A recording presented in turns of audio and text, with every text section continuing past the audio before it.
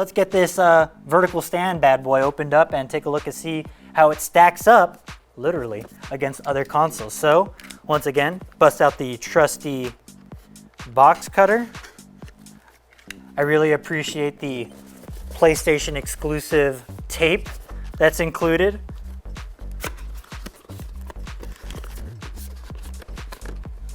Let's open this bad boy up. There we have it. We have the technology to open it up. We of course have our vertical stand manual, because who doesn't need a manual? And we have the vertical stand itself, which we will unpack here. One thing that stands out immediately from the stand that comes with the base PlayStation 5, this thing is a whole lot sleeker. Whether or not it's sleek enough to justify the $29.99 price, I leave up to you.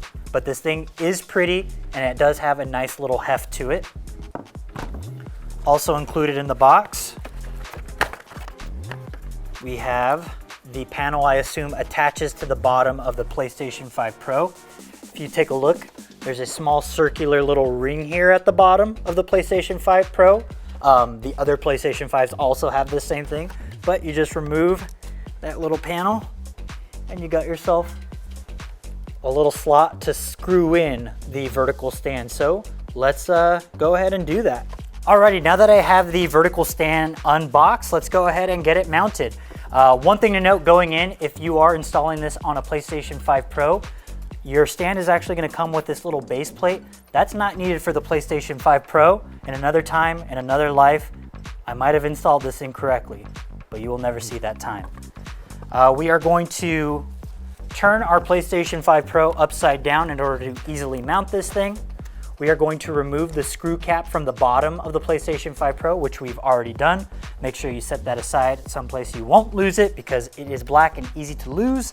And then after that, we're going to take our vertical stand and we are going to take that cap we just removed. And again, this is different from console to console. So if this is a PlayStation 5 Pro you're installing the vertical stand on, make sure you are attaching that cap to the triangle and circle portion of the base stand. So let's go ahead and do that. And there you go. You should now have a free square and X portion of this. We are going to attach this to the base of the PlayStation 5 Pro. It should kind of lock in and get secured pretty easily. And then we're going to take that screw that came in the vertical stand and attach it to the bottom of the PlayStation 5 Pro via the square and the X hole. And just because I have the very scary murder gloves on, I'm just going to take a flathead screwdriver and just gently attach this a little more securely. The manual makes a point to say that you can just use your fingers to screw this in. I just want to be extra safe and not embarrass myself on camera. And there you have it. We have our PlayStation 5 Pro vertical stand